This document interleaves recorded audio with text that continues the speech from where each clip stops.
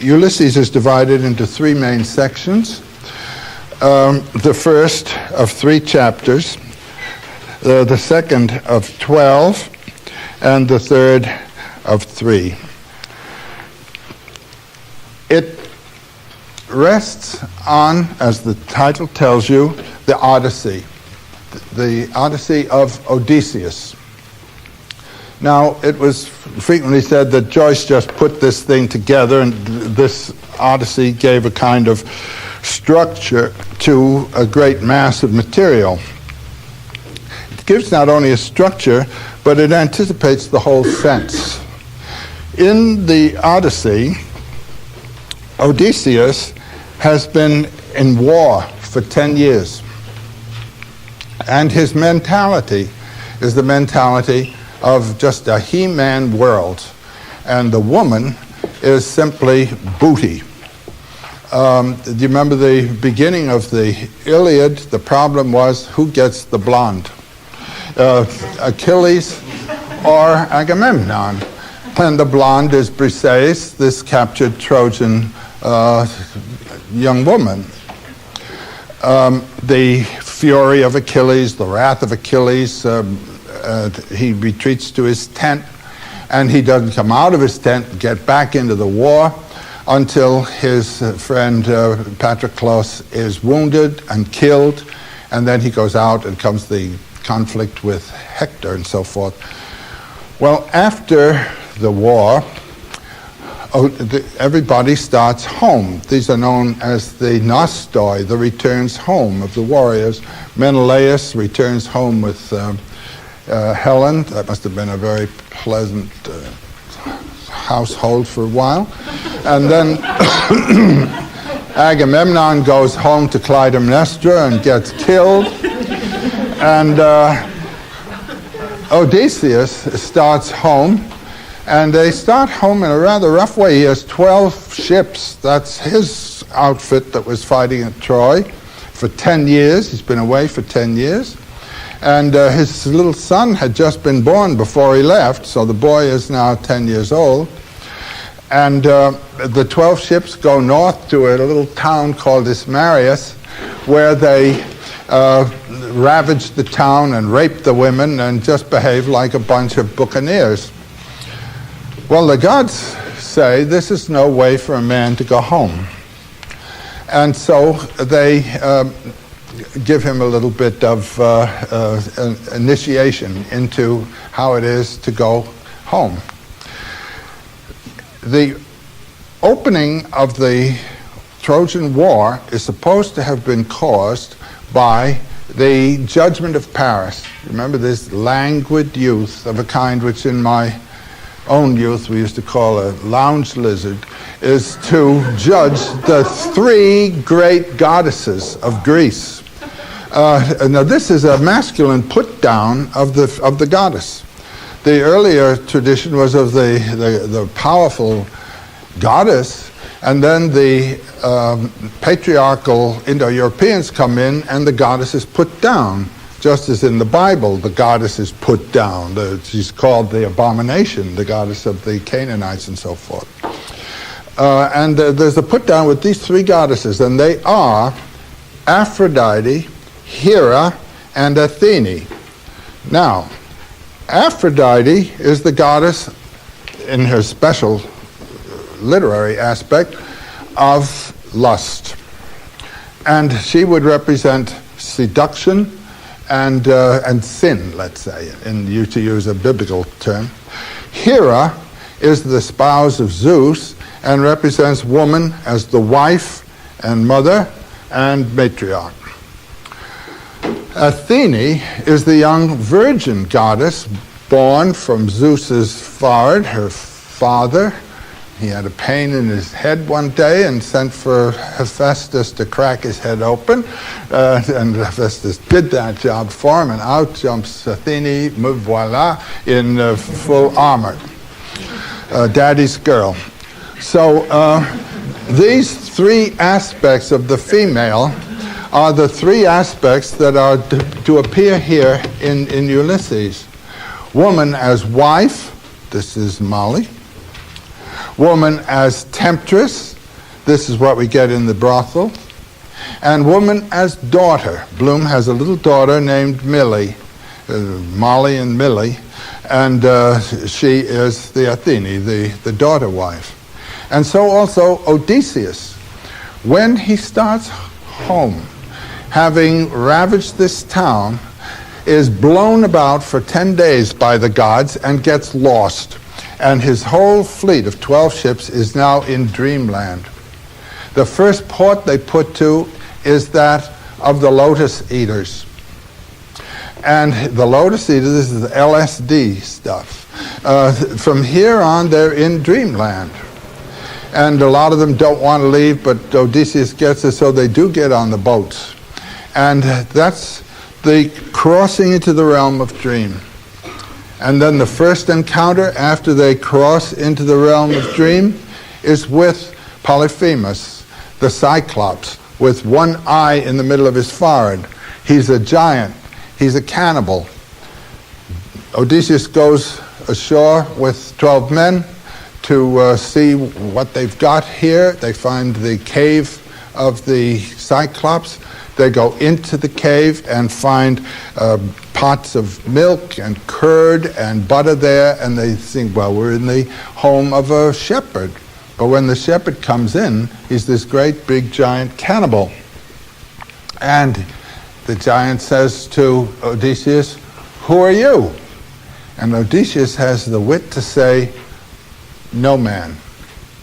That's to say, he has divested himself of his secular character when he moves into the dream realm and the realm of the gods.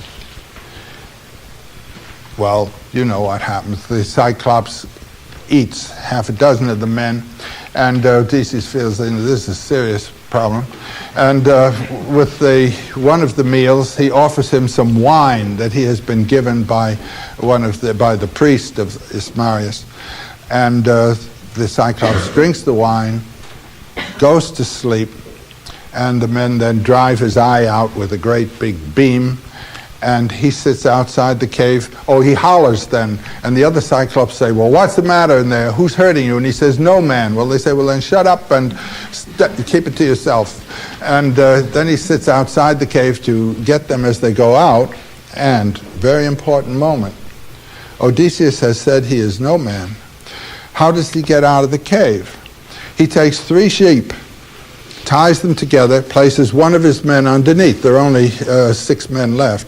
And 3 sheep go out with one of his men, 3 more with another, and the Cyclops simply touches the sheep and thinks they're what's going out, and he doesn't realize the men are escaping.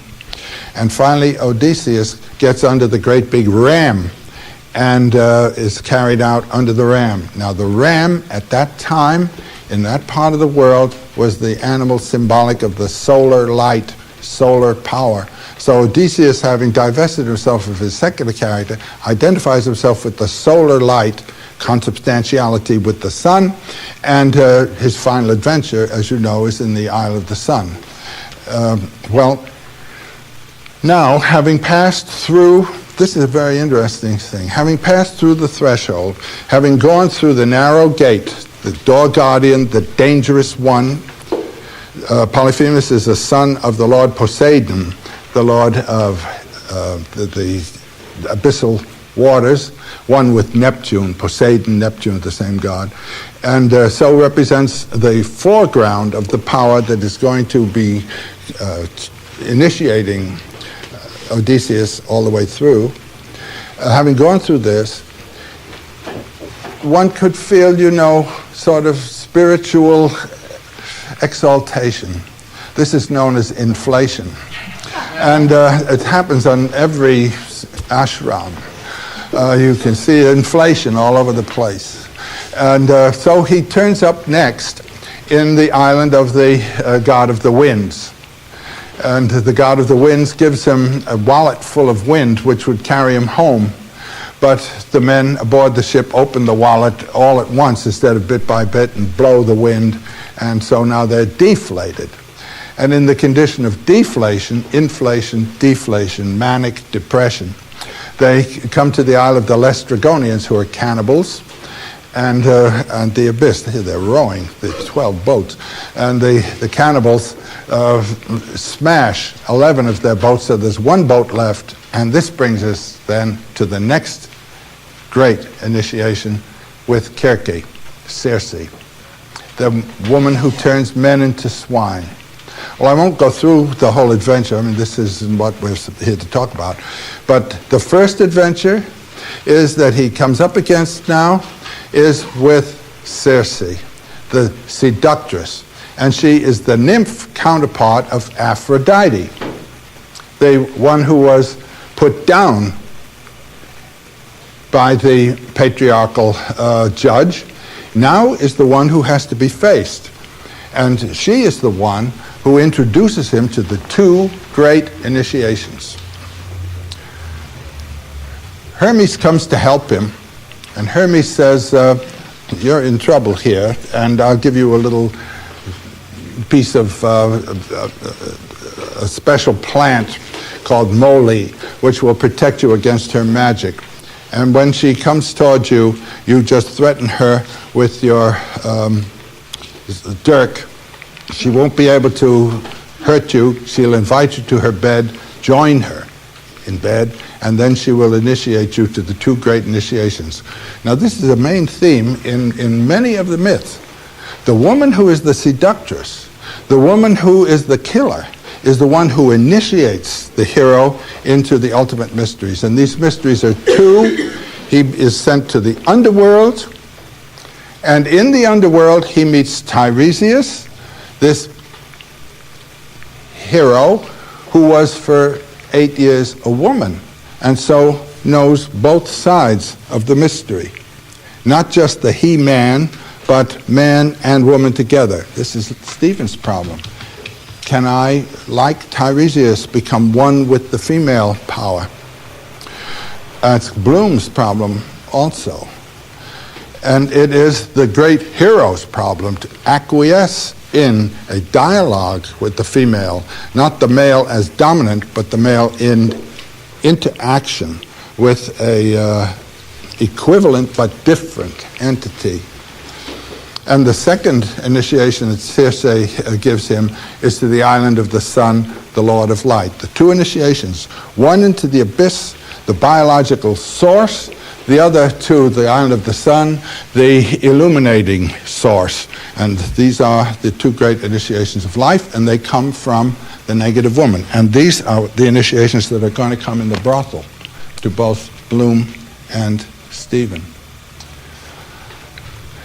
Then, after the island of the sun, shipwreck and all that kind of thing, Odysseus spends 8 years on the island with Calypso, and that's the married life, experiencing woman then as the life companion for 8 years. And when he leaves her finally, he comes to the island of little Nausicaa, the little girl, the daughter, and it's from there that he's taken home to his own island, and now he's ready to meet his wife in a proper way. So it is this induction of the male into the mystery of union with the female power, the canceling of ego, self-interest and fixation, and the opening up through compassion, not passion, but compassion. And with that opening, one is open to the world as well as to the female power. This is what Joyce is using as the ground of his book. And the chapters are named after different Odyssey episodes, not in the order in which they occur in the Odyssey. Book 1, the first 3 books, have to do with Telemachus, the son, who is left at home. And by the time his father gets home, after 10 years wandering around, the boy is 20 years old, or 22, which is exactly the age of Stephen here. When Bloom meets Stephen, there is the father-son relationship established, first on Bloom's part and then on Stephen's part. So the first chapter shows Stephen with his 3 friends in this Martello Tower, cut off from the world of life, just a male situation. Now this Englishman is a real problem. He has come to Ireland to collect folk tales, to get his degree. Well, as though the English hadn't plundered Ireland enough. He comes in now to plunder them of their folk tales so he can get something out of it. And a little old woman, the milk woman, comes in to deliver the milk in the morning.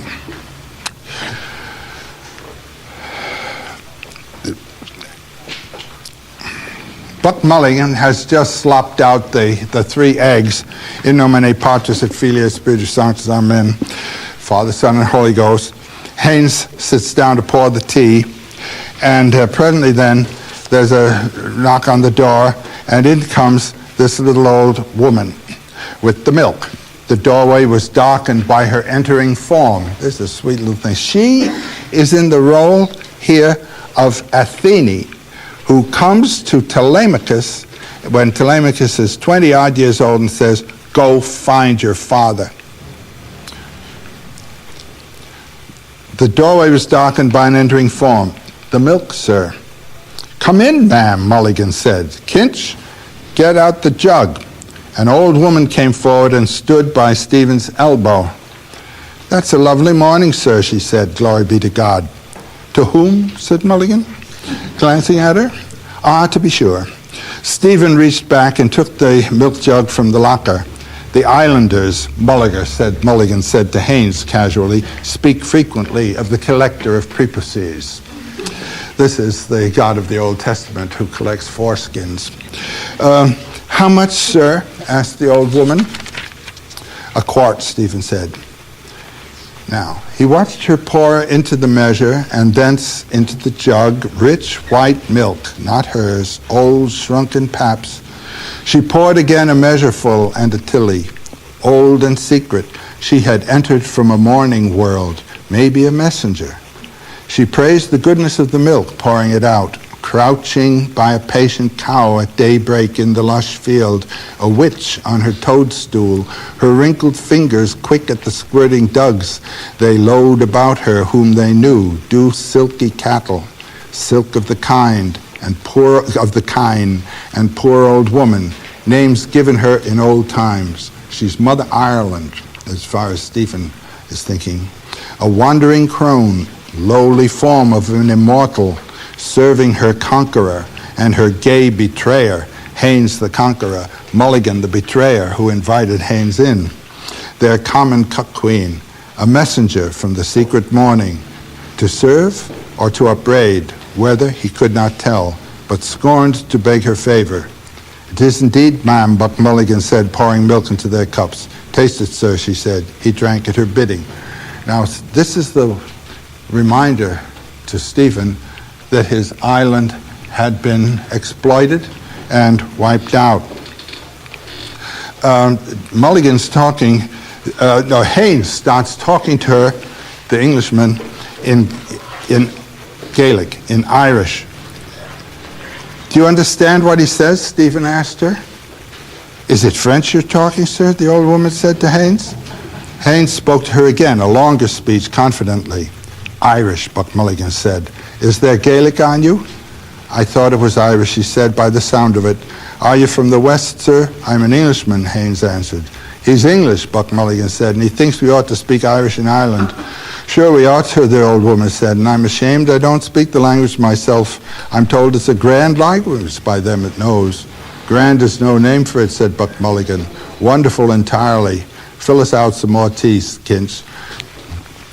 So Kinch gets the feeling of, you remember he said he was going to fashion in the smithy of his soul the uncreated conscience of his race, and this is his call then to restore, you might say, the Irish spirit to Ireland. So Stephen has been called by the little old woman, and these first 3 sections speak about the launching of his intention, you might say, walking on the same beach with which he later, as Joyce, would walk with Nora Barnacle. Then comes Leopold Bloom, a totally different man.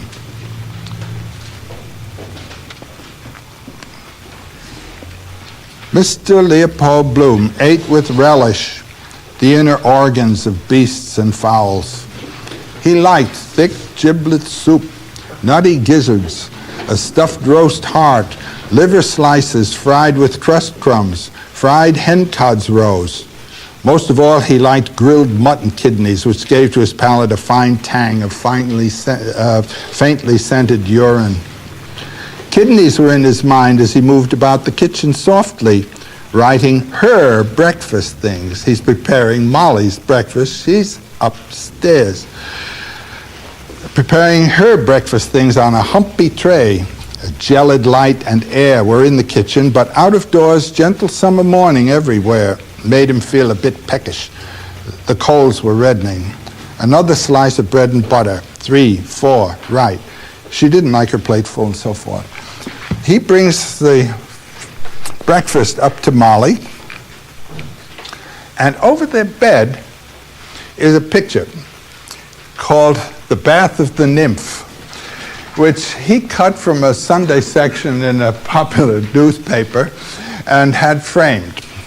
And this bathing nymph is on his mind. Now, the relationship to Molly has been really basically cut off since the death of their little boy. They have a daughter who's now about 15 years old, and the little boy died about 11 years ago, and I don't know what it must be to have given birth to a child and then have the child die immediately.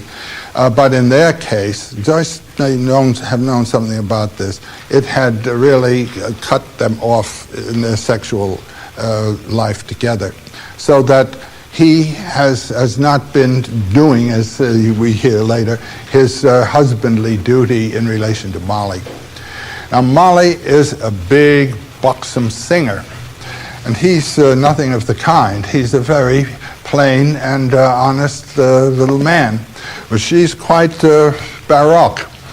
And as he finds this morning when he goes out to buy a kidney for himself at a Jewish pork butcher's shop, he comes back and there's a letter for her from her manager, Blazes Boylan, who's going to be visiting her today, and he knows that Blazes is going to be with her all day. And he's just trying to keep that out of his mind and go about his business.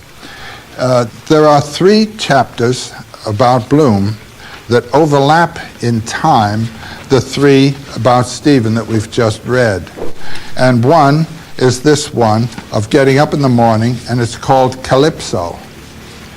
Now, most writers about Ulysses think that Molly Bloom is Calypso. She's not Calypso. Calypso is the nymph with whom Odysseus spent 8 years instead of going home to Penelope. Calypso is the nymph over the bed. His mind is not on his Molly there, it's on nymphs. Every woman he sees, he's eyeing her and thinking thoughts about her. And the next chapter, called Lotus Eaters, is one of him just going around Dublin in a vague sort of way. Then we begin to, in the part 2, which is where we're coming now, we're into part 2. In the 4th chapter, we've caught up in time to Stephen. And Bloom is in a sort of carriage with Stephen's father, Simon Dedalus, on the way to a funeral, to the burial of Paddy Dingham. So we're now going to visit the underworld, and this is associated with the underworld journey. I won't do much with this. It's a very amusing and interesting chapter. But we do see Stephen out there, and we're with Simon Dedalus, so this gives Bloom a reason for later on in the day becoming interested in protecting Stephen Dedalus from his own drunken friends. That's the underworld section here. Then Aeolus is the chapter where Bloom meets Stephen. Bloom is soliciting ads, and to solicit ads he has to go to a newspaper shop. And this is the chapter that's written with headlines imitating newspaper headlines. And there's a lot of gas here. This is the island of the god of the winds. And Stephen passes through and Bloom passes through. And it's the first time they see each other. And this is a book actually of separate little scenes. One could give any one of them, and many of them have been given as separate literary or theatrical productions. Bloom passes through. Then there's the Laestrygonians, the cannibals who broke 11 of Odysseus' ships. Bloom decides he's going to have lunch. Well, he goes from one restaurant to another trying to find one that doesn't turn his stomach. And it's a wonderful chapter of, you come out of it all covered with mayonnaise sauce, you might say, and grease. Then Scylla and Charybdis. This is a very amusing chapter, and it's an important one in the book. We go to the library, and Stephen presents a theory that he has about Shakespeare. And since Shakespeare is going to be the father image and Hamlet the son image, the story he presents is of Shakespeare's own son, who is named Hamnet, having died, and Shakespeare having Hamlet as a kind of echo of his own fatherhood, and Shakespeare himself playing the role of Hamlet's father, and Burbage playing the role of Hamlet in one of the early productions. And this business of the father and the son, and the one is the other, and so forth, back and forth. And then he also has a theory that Shakespeare was cuckolded by Anne Hathaway, his wife, and that his brother was one of the people with whom Anne Hathaway was unfaithful. And it's a long story about that, with evidence from Shakespeare's last will, where he wills to Anne Hathaway his second best bed. So this whole business of the father and the son in the way of Hamlet is something that's in his mind here. And we move on from there. These are themes that are in his mind in relation to the giving of himself to the Father. It's a chapter that's full of imagery and quotations from the great corpus of Shakespeare's plays. Then comes one of the central chapters of the book called The Wandering Rocks, and it's just a picture of Dublin in many, many little short images where Dublin itself becomes the hero. This became a model for a number of works that came out during the 30s and 40s, where a city became the hero. This was the first thing of its kind, I believe, in the history of 20th century literature, and the city does come up. Then there's the Sirens. This is a bar where Bloom goes and the men are singing and in a bar, and you get a thoroughly musical show.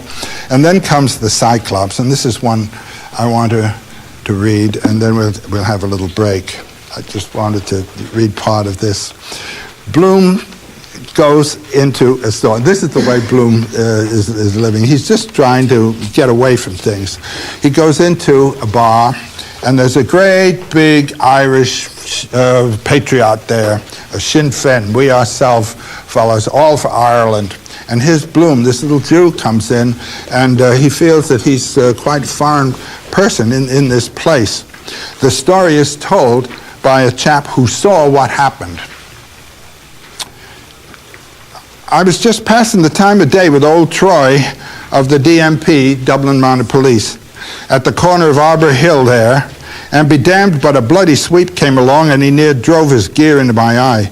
I turned around to let him have the weight of my tongue when, who should I see dodging along Stony Batter? Only Joe Hines. "Lo, Joe," says I, "how are you blowing?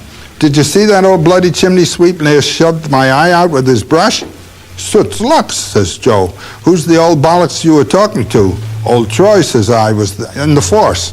I'm on two minds not to give that fellow in charge for obstructing the thoroughfare with his brooms and ladders." "What are you doing around these parts?" says Joe. "Devil a much," says I. And he's telling the story then of what he saw in the bar. Now there's a big race going on today, a horse race. And the horse that happens to win the race was a dark horse named Throwaway. And the odds on it were enormous. And Bloom comes into the bar with a newspaper in his hand. And he's going out then to do some job, and then he's coming back into the bar again. And just as he's about to leave the bar, he's asked, "Can I have the paper?" And Bloom says, "Yeah, I was just going to throw it away." And he goes out, and when he comes back, the news is in the Throwaway has run and won. And Bloom doesn't know anything about this. So he comes back, and people think he went out to collect the bet, and that he's wealthy, and he isn't standing anybody to treats. And the poor guy, he doesn't know why the whole thing's down on his neck. And the big guy starts abusing him for being a Jew, and he says to him one time, "Yes, I'm a Jew, and Jesus is a Jew. Your God is a Jew." Well, this was more than the Irishman could take, and he starts threatening Bloom, and Bloom has to run for his life. And the end is something else. Bloom runs out. Yeah, here we are.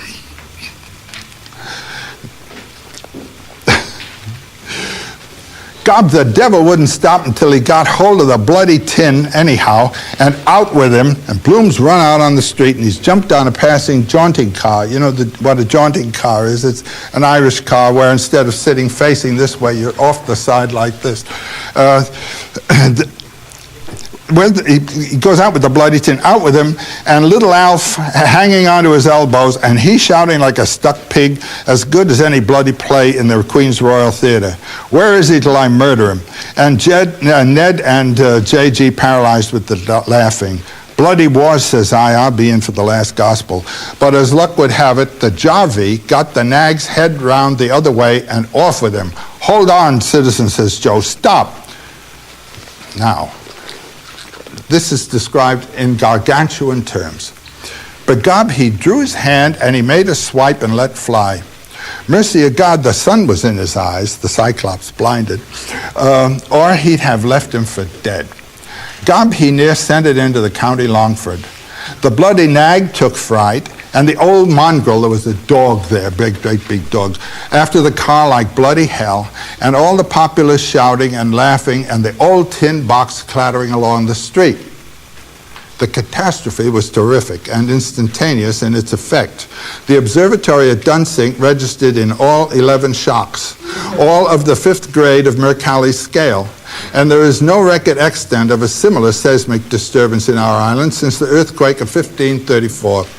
The year of the rebellion of Silken Thomas.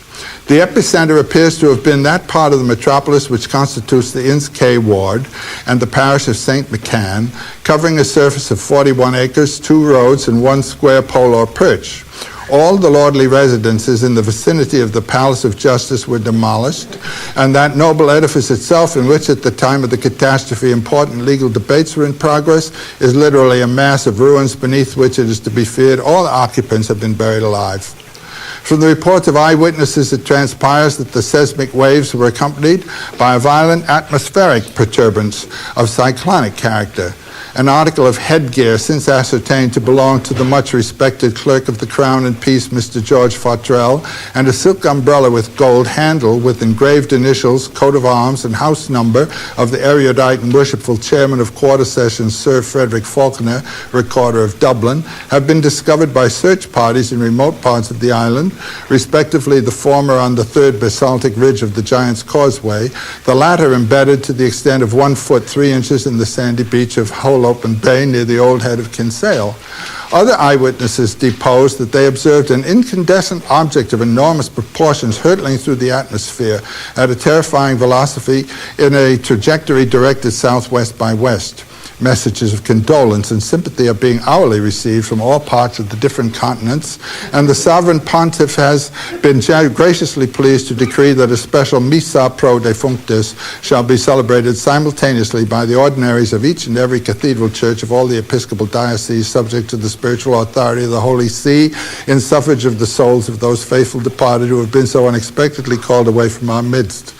The work of salvage, removal of debris, human remains, and so forth has been entrusted to Messrs. Michael Mead and Son, 159 Green Brunswick Street, and Messrs. T.C. Martin, 77, 78, 79, and 80 North Wall, assisted by the men and officers of the Duke of Cornwall's Light Infantry, under the general supervision of His Royal Highness Rear Admiral the Right Honorable Sir Hercules Hannibal Hobbius Corpus Anderson, KG, KP, KT, PC, KCB, MPJ, MB, DSO, SOD, MFH, MRIA, BI, Musical Doctor, PLG, FTCD, FRUI, FRCPI, and FRCSI.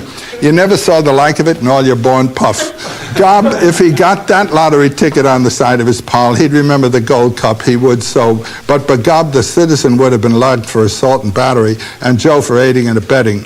The Jarvie saved his life by furious driving, as sure as God made Moses. What? Oh, Jesus, he did. And he led a volley of oaths after him. Did I kill him, says he, or what? And he shouting to the bloody dog, after him, Gary, after him, boy. And the last we saw was the bloody car rounding the corner, and old Sheep's face on it gesticulating, and the bloody mongrel after it with his lugs back for all he was bloody well worth to tear him limb for limb. 100 to 5, Jesus, he took the value of it out of him, I promise you. When lo, there came about them all a great brightness, and they beheld the chariot wherein he stood ascend to heaven, and they beheld him in the chariot, clothed upon in the glory of the brightness, having raiment as of the sun, fair as the moon, and terrible, that for awe they durst not look upon him. And there came a voice out of heaven calling, Elijah, Elijah. And he answered with a main cry, Abba, Adonai. And they beheld him, even him, Ben Bloom, Elijah, amid clouds of angels ascend to the glory of the brightness at an angle of 45 degrees over Donahue's and Little Green Street like a shot off a shovel. Isn't that a show?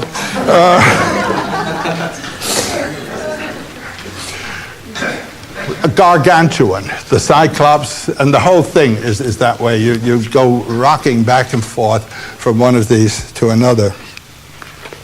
Then comes a totally different world. Now, I told you that the style, Joyce's style, was in the mood of the day, the time of the day, and the people being dealt with and so forth. Bloom, he just goes down to a beach, you know, and so he's going to sit down on a beach. Well, there are some little girls there with a little baby, and they're taking care of the little baby, and Bloom's looking at the girls. And then up on a ridge back of the beach is a little church where there's a men's retreat. And they're singing hymns to the Virgin. These are the men's voices singing to the Virgin. And here's Bloom down here on the beach after this affair with the Cyclops, looking at this little girl. But I just want to give you a sense of the change of style. We've just finished what I've just read to you, and now we have, this is the style of a little cheap, popular magazine, sentimental magazine. The summer evening had begun to fold the world in its mysterious embrace.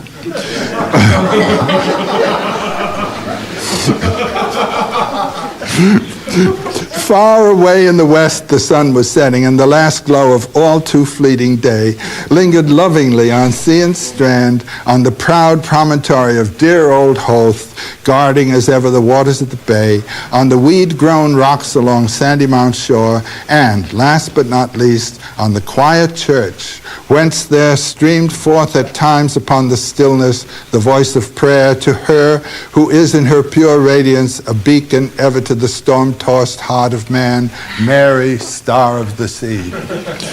The three girlfriends were seated on the rocks, enjoying the evening scene and the air, which was fresh but not too chilly.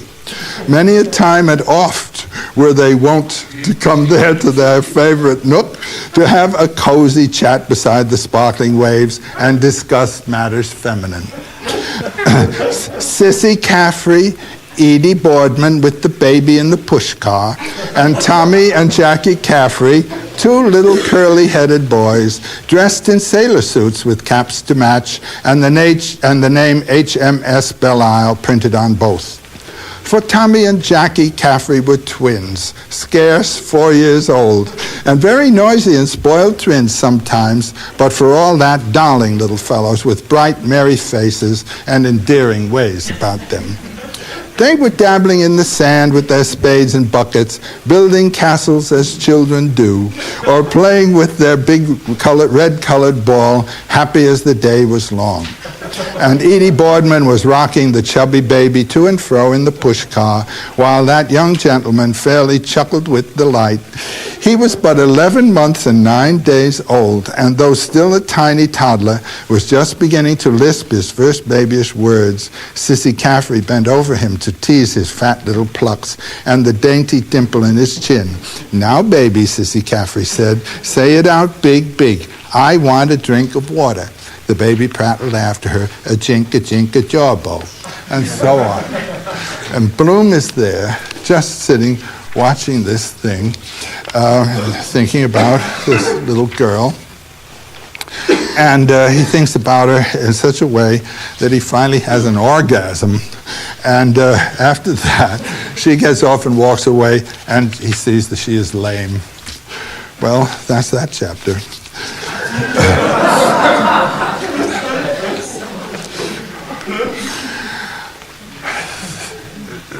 Then we come, I hope you enjoyed this.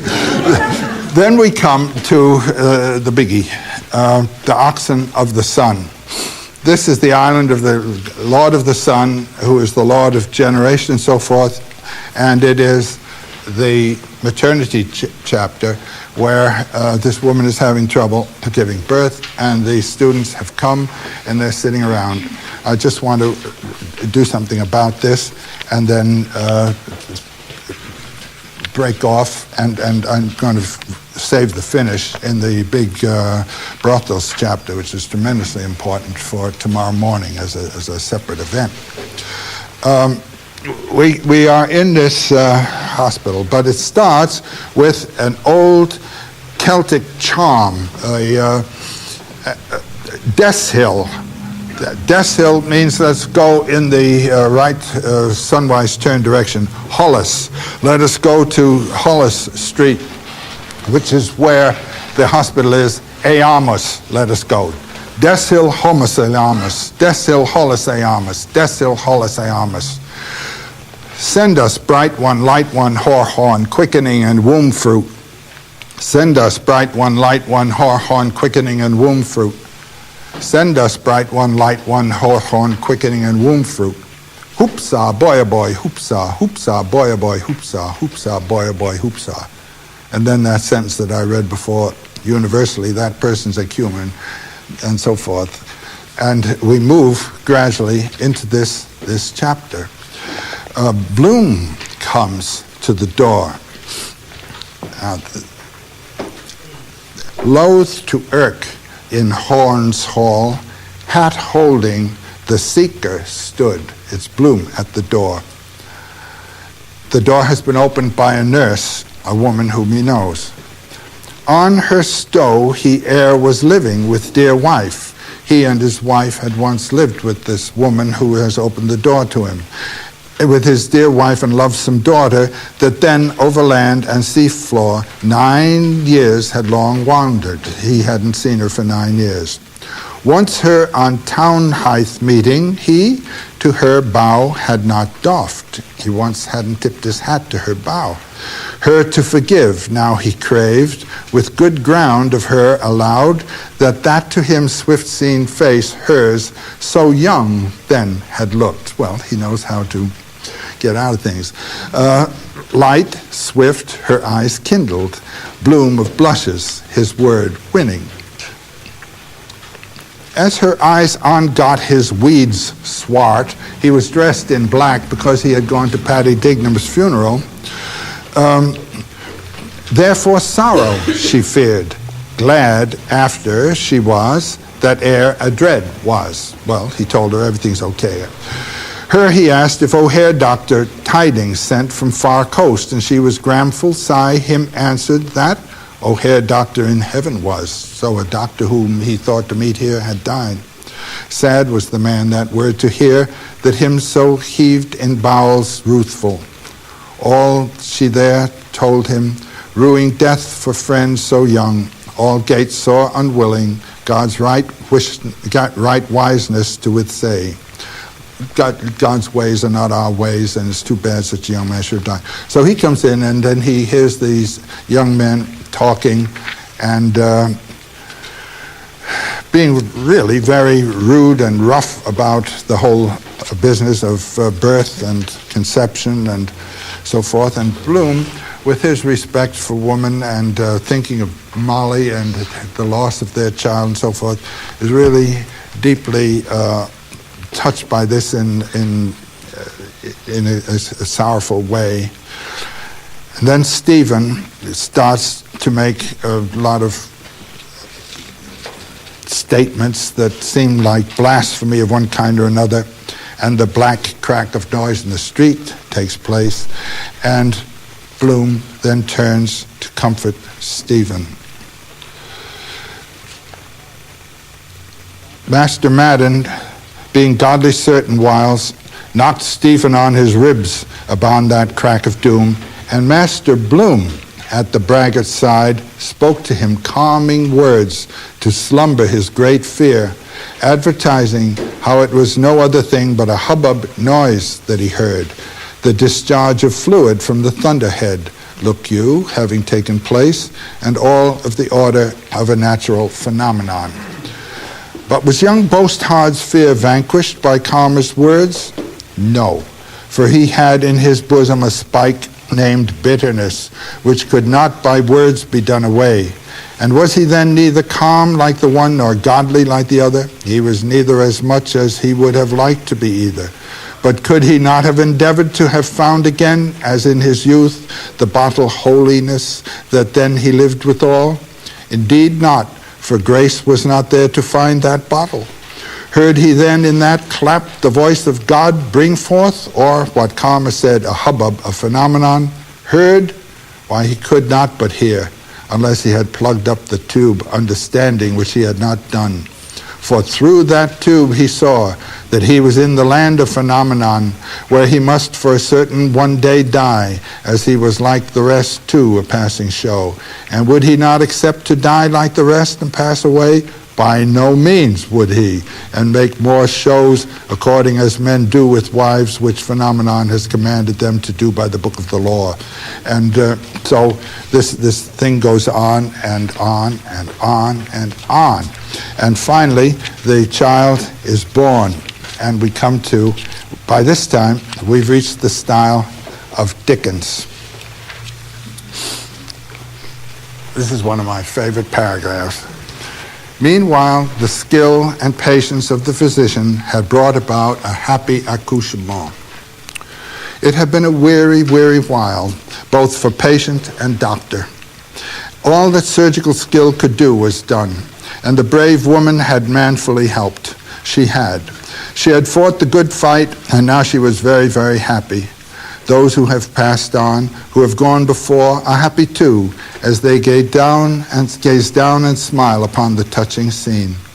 Reverently look at her as she reclines there with the mother light in her eyes, that longing hunger for baby fingers. A pretty sight it is to see in the first bloom of her new motherhood, breathing a silent prayer of thanksgiving to one above, the universal husband.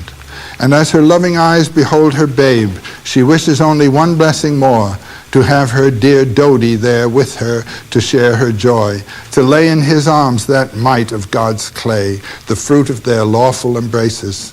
He is older now, you and I may whisper it, and a trifle stooped in the shoulders, yet in the whirligig of years a grave dignity has come to the conscientious second accountant of the Ulster Bank College Green branch. O Dodie, loved one of old, faithful life mate now, it may never be again that far-off time of the roses. With the old shake of her pretty head, she recalls those days. God, how beautiful now across the mist of years. But their children are grouped about her in imagination, about the bedside, hers and his. Charlie, Mary Alice, Frederick Albert, if he had lived, Mamie, Budgie, Victoria Frances, Tom, Violet Constance Louisa, darling little Bobsy, called after our famous hero of the South African War, Lord Bobbs of Waterford and Kandahar, and now this last pledge of their union, a Purefoy if there ever was one, with the true Purefoy nose. Young hopeful will be christened Mortimer Edward, after the influential third cousin of Mr. Purefoy in the Treasury Remembrances Office, Dublin Castle. And so time wags on. But Father Cronion has dealt lightly here. Ho, let no sigh break from that bosom, dear, gentle Mina. And Dodie, knock the ashes from your pipe, the seasoned briar you still fancy when the curfew rings for you, may it be the distant day, and doubt the light whereby you read in the sacred book, for the oil too has run low, and so with a tranquil heart to bed to rest. He knows and will call in his own good time. You too have fought the good fight and played loyally your man's part. Sir, to you my hand. Well done, thou good and faithful servant. So that the child is born. And imitating writers of the late 19th century right on up to his own time, Joyce brings the language right up to the present moment. And with the birth of the child and the news of the birth, all the young doctors and medical students go bursting out of the building. There's a fire brigade that's going down the street, and Lynch and Stephen, Lynch is his sort of friend who's with him in all these occasions, go down to the brothels for the rest of the night. So we go from the maternity hospital to the brothels, and the great mother goddess in her two aspects, one as the giver of birth and the other as the giver of spiritual rebirth through temptation and illumination, which is what comes, are going to be in the in the latter part of this chapter. Now the brothels chapter is about 1/4 or 1/5 the length of the book. This is it, and I want to deal with it tomorrow at some of the main things.